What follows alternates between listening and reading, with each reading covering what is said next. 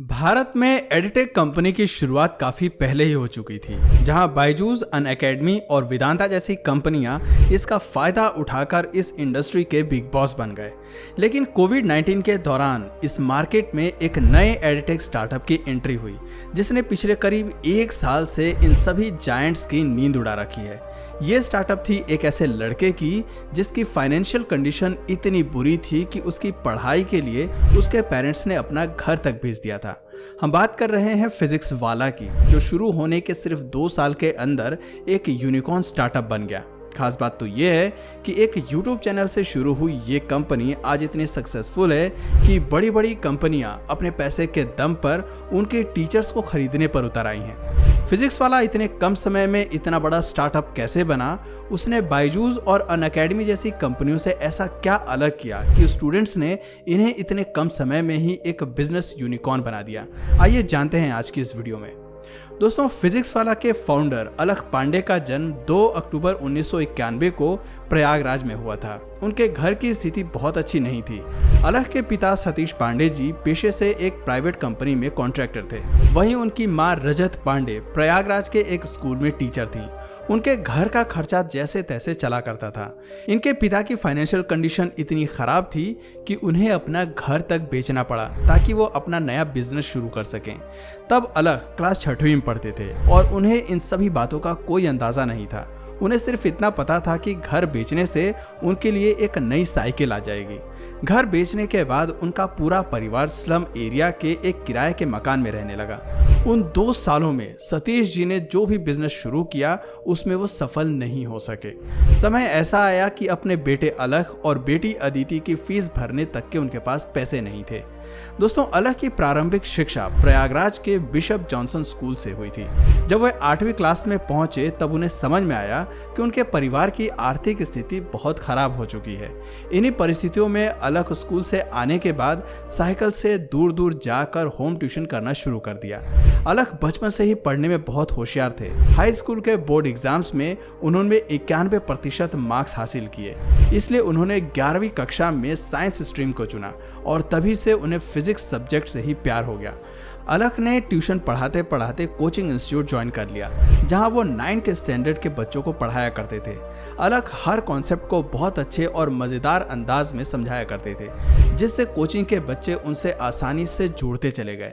बच्चों को पढ़ाते पढ़ाते उनकी खुद की पढ़ाई भी इम्प्रूव होती गई। उन्होंने अपने 12th के बोर्ड एग्जाम्स में 93.5% मार्क्स हासिल किए।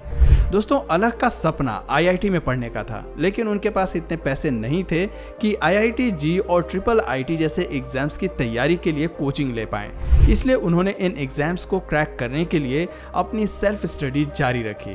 उत्तर प्रदेश एंट्रेंस एग्जाम में उन्होंने 600th रैंक हासिल की, जिससे उनका सिलेक्शन कानपुर में स्थित हारकोट बल्टर टेक्निकल यूनिवर्सिटी में हो गया। लेकिन उन्हें यहाँ एडमिशन के लिए बैंक से एजुकेशन लोन लेना पड़ा, यहाँ तक कि उन्हें अपने रिश्तेदारों से भी पैसे मांगने पड़े। जैसे तैसे करके उन्होंने उस कॉलेज में मैकेनिकल इंजीनियरिंग ब्रांच में एडमिशन ले लिया और अपने फर्स्ट सेमेस्टर में ही अपने ब्रांच के फिजिक्स टॉपर बन गए। लेकिन उनका ये एग्जाम काफ़ी मुश्किलों भरा रहा। उनके एग्जाम शुरू होने से पहले ही खबर आई कि उनके पिता प्रयागराज में हॉस्पिटलाइज हैं। वो तुरंत कानपुर से प्रयागराज पहुंच गए। अलख के दिमाग में उथल पुथल चल रही थी कि वो एग्जाम दे पाएंगे या नहीं। उन्होंने एग्जाम वाले दिन ही ट्रेन पकड़कर कानपुर लौटने का फैसला किया। उस दिन अलख ने ट्रेन में ही बैठकर पढ़ाई की, कॉलेज पहुंचकर एग्जाम दिया। इधर उनके पिता 2 मेजर सर्जरी के बाद स्वस्थ होकर घर वापस आ गए। आपको बता दें कि अलख कॉलेज में नुक्कड़ नाटकों में भी पार्टिसिपेट किया करते थे। उन्होंने कानपुर में बहुत सारे नुक्कड़ नाटकों में मंचन किया है। दोस्तों, अलख को कॉलेज की पढ़ाई में इंटरेस्ट नहीं आ रहा था, क्योंकि न कभी कॉलेज में टीचर प्रॉपर ढंग से पढ़ाते थे और न ही कभी लैब की मशीनें काम किया करती थी। हर एग्जाम में स्टूडेंट के वही 5 साल पुराने पेपर को रट कर पास होने वाले पैटर्न से वो काफी बोर हो चुके थे। उन्हें ये सब ठीक नहीं लगा। उन्हें लगा कि उनकी लाइफ सही डायरेक्शन में नहीं जा रही है। उनका सपना काफी बड़ा था। उन्हें कॉलेज की पढ़ाई से ज्यादा बच्चों को पढ़ाने में मजा आने लगा था। वो अपने कॉलेज के आसपास के कोचिंग में जाकर लोकल बच्चों को पढ़ाया करते थे। 3rd ईयर में आकर उन्होंने कॉलेज छोड़ने का मन बना लिया। घर में उन्होंने अपनी बहन अदिति को ये बात बताई। उनकी बहन ने उनकी सिचुएशन को समझा और उन्होंने अलख को वापस घर आने को कहा, लेकिन उनके पिता ऐसा नहीं चाहते थे। उनका बेटा कोई भी ऐसा डिसीजन ना ले जो बाद में उनके फेवर में ना हो, क्योंकि वो भी इन्हीं हालातों से गुजर चुके थे। फिर भी अलख ने अपनी पढ़ाई पूरे किए बिना ही कॉलेज छोड़कर वापस अपने घर प्रयागराज आ गए। प्रयागराज में उन्होंने एक कोचिंग इंस्टीट्यूट में पढ़ाना शुरू कर दिया। धीरे धीरे अपनी पहुंच बनाने के लिए अलख पांडे ने एक फेसबुक पेज खोला और उसका नाम रखा फिजिक्स वाला। इस पेज पर सबसे पहले उन्होंने फिजिक्स से संबंधित मेम्स अपलोड करना शुरू किए ताकि उन्हें कुछ ऑनलाइन अटेंशन मिल सके, लेकिन उनका ये प्लान सक्सेसफुल नहीं हो पाया। कुछ दिनों बाद 28 फरवरी 2014 को उन्होंने फिजिक्स वाला अलख पांडे नाम से एक यूट्यूब चैनल शुरू किया। इस चैनल पर वो अपने कोचिंग के लेक्चर अपलोड करने लगे। उनके ये वीडियोस धीरे धीरे वायरल होने लगे।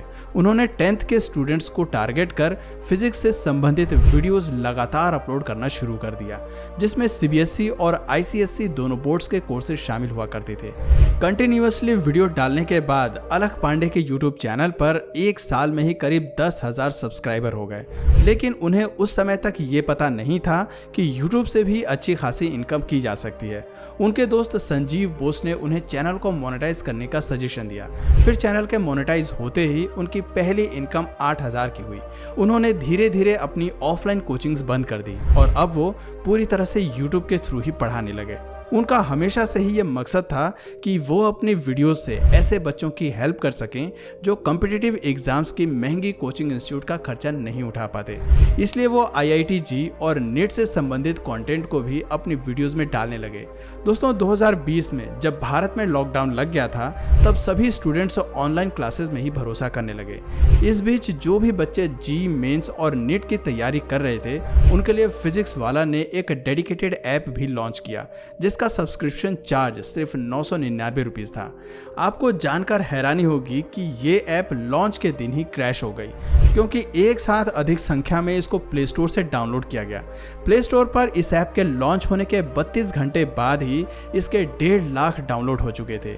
ये ऐप पूरे प्ले स्टोर में ट्रेंड कर रहा था। इस ऐप में स्टूडेंट्स को लाइव क्लासेस, प्रॉपर नोट्स और मॉक टेस्ट से संबंधित कंटेंट मिलने लगे, जो कि बाकी एडिटेक कंपनी के मुकाबले 10 गुना कम रेट पर थी, जिसने भारत में सच में एक रिवॉल्यूशन ला दिया था। ऐप में बढ़ते एनरोलमेंट को देखते हुए अलख पांडे ने अपनी क्लासेस को कोर्सेज और बैच के हिसाब से डिवाइड कर दिया और उसी हिसाब से अलग अलग टीचर्स को अपॉइंट किया। उन्होंने इंटरव्यू और डेमो क्लासेस के आधार पर 4 नए टीचर्स को अपनी टीम में शामिल कर लिया। कहा जाता है अलख पांडे की पॉपुलैरिटी को देखते हुए एक जायंट एडिटेक कंपनी ने उन्हें 75 करोड़ रुपए का ऑफर दिया, जिसे उन्होंने ठुकरा दिया। दोस्तों फिजिक्स वाला की प्रॉपर नॉलेजेबल वीडियोस और नीट और JEE के लिए टीचर्स का इंटरेक्शन सेशन की वजह से आज काफ़ी बच्चों का सिलेक्शन बड़े और अच्छे कॉलेजों में हो रहा है। आज फिजिक्स वाला ने अलग अलग कॉम्पिटिटिव एग्जाम्स की तैयारी के लिए अपने प्लेटफॉर्म को अलग अलग भाषाओं में भी एक्सटेंड कर दिया है। लॉकडाउन के बाद से पूरे देश में फिजिक्स वाला के ऑनलाइन क्लासेस भी शुरू कर दिए गए। आज 20 से ज़्यादा शहरों में फिजिक्स वाला के ऑफलाइन कोचिंग सेंटर्स खोले जा चुके हैं।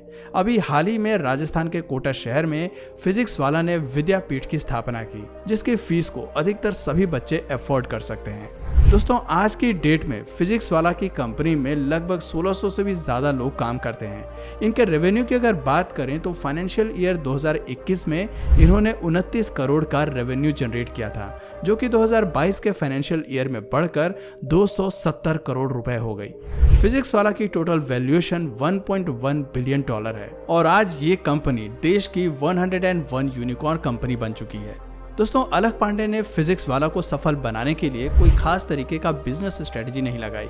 ये तो उनके स्टूडेंट्स का सपोर्ट था, जिसकी वजह से आज वो यहाँ पहुँच पाए हैं। उन्होंने अपने स्टूडेंट्स के रास्ते से वो सभी अड़चने हटा दी, जिसकी वजह से वो कभी खुद अपने सपने से पीछे रह गए। अगर फिजिक्स वाला कंपनी एक बिजनेस यूनिकॉर्न बना तो वो भी सिर्फ इसलिए क्योंकि उसे चलाने वाला खुद एक यूनिकॉर्न था। तो दोस्तों आपका फेवरेट सब्जेक्ट कौन सा था या है, नीचे कमेंट सेक्शन में ज़रूर बताइए।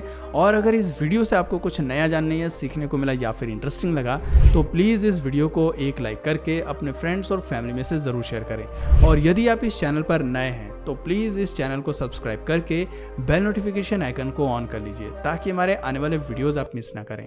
मिलते हैं फिर किसी वीडियो में नए टॉपिक के साथ, तब तक के लिए नमस्कार।